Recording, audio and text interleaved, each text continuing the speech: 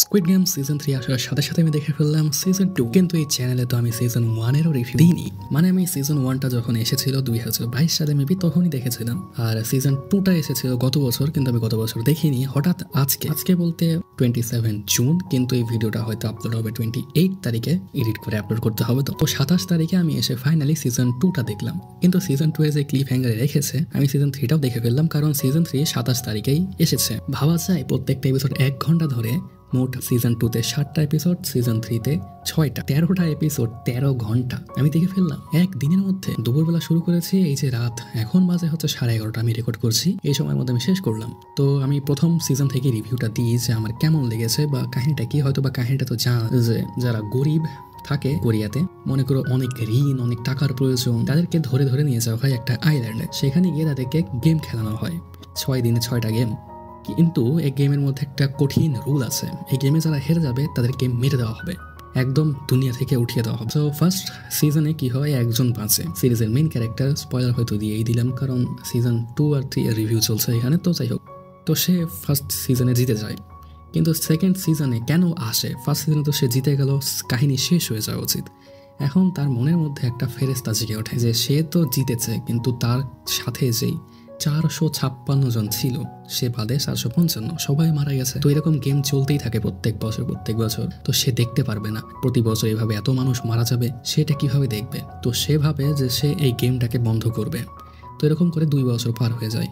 Actually আমাদের real লাইফেও 2 বছর পার হয়, কারণ সিজন 1 এসেছিল 2022-এ, সিজন 2 আসে 24-এ। তো 24-এ 2 বছর পর এসে সে আবার খুঁজে পায় যে গেমটা কিভাবে খেলা হচ্ছে, কোথায় খেলা হচ্ছে, এবং সে আবার ওই ইনভাইট নিয়ে গেম খেলতে চায় গেমটাকে পুরোপুরি বন্ধ করার জন্য। কিন্তু আনফরচুনেটলি পুরো সিজন 2 সিজন 3 শেষ হয়ে যাবে, বাট গেমটা শেষ হবে না। অ্যান্ড সেই সিজন 1 এর মতনই গেম চলতে থাকে। তো যেরকমটা ভেবেছিলাম যে হয়তোবা সে আজকে পুরো একদম সবার মেরে দিবে, হ্যাঁ, বাট কিছুই করতে পারে না। শেষমেশ কি হয়, তোমরা যেটা প্রেডিক্ট করবা এই সিজন 3টা দেখার সময় সেটাই হয়। কিন্তু পুরো সিরিজ জুড়ে একটা জিনিস তো ভাবাই যে মানুষ কিভাবে এত নিচে নামতে পারে শুধু টাকার জন্য। মানুষের একদম ডার্ক থেকে ডার্কেস্ট সাইড এই সিরিজে দেখানো হয়েছে।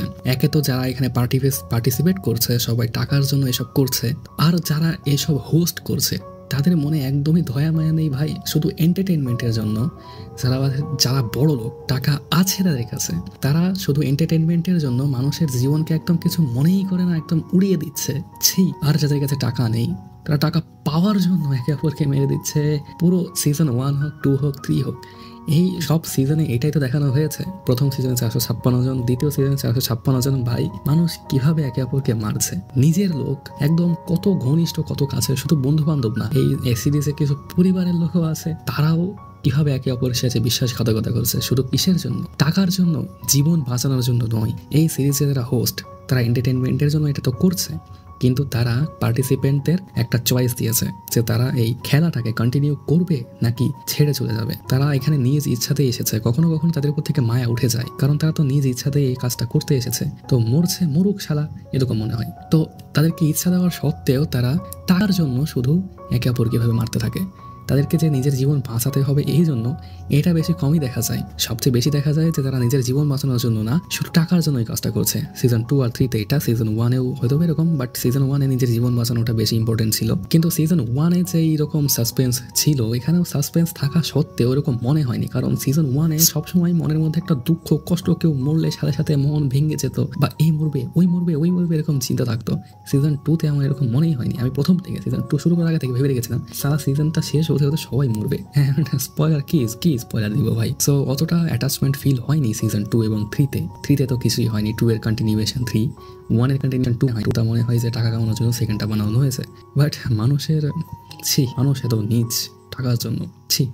তো আমি বলতে গেলে সিজন 1টাকে যদি 9 আউট অফ 10 দেওয়া হয়, এটাকে 7 আউট অফ 10 দেওয়া যাবে, কারণ অতটা ভালো ছিল না। তবে সাসপেন্স একটা লেগেই ছিল পুরো সিরিজটা দেখে। সিজন 1, 2, 3 আমার কেমন জানি মনে হয় যে আমার আয়ু কমে গেল। সবসময় মনের মধ্যে একটা টেনশন নিয়ে থাকে, টেনশন, সাসপেন্স, হাত পা ঠান্ডা হয়ে যায়। হ্যাঁ, ফার্স্ট সিজন দেখার সময় হাত পা ঠান্ডা হয়ে গেছিল। তো সিজন 2, 3-তে একটা কাহিনী দেখানো হয়, সিজন 1-এ যে কাহিনীটা দেখানো হয়, সিজন 2, 3 দুইটা মিলে সেরকম কাহিনী দেখানো হয়। এখন এটা টাকা কামানোর ধান্দায় 2টা সিজন বানিয়ে ফেলেছে, চাইলে এটা একটা সিজনেও শেষ করতে পারতো। যাই হোক, কাহিনীটা অনেক লম্বা, বিরক্ত লাগতে লাগে কখনো কখনো, বাট হাত পা ঠান্ডা থাকে, টেনশন থাকে। তো যাই হোক, স্কুইড গেম ওভারঅল পুরো কাহিনীটা ভালো, অনেক অনেক ভালো। যেরকম পুরো পৃথিবীর সবাই এই স্কুইড গেমটাকে পছন্দ করেছিল ফার্স্ট সিজনটাকে, এমনকি মিস্টার বিস্টের ভিডিও তো বিলিয়নে ভিউ হয়ে গেছে, তো অ্যাকচুয়ালি সেরকমই ছিল ভালো। ফার্স্ট সিজনে যদি কাহিনী শেষ করে দিত সেটাই ভালো হতো হয়তো। সিজন 2-তে ফার্স্ট সিজনের মতন হাইপ কিন্তু হয়েছিল না, তারপরও যেটুকু হয়েছিল।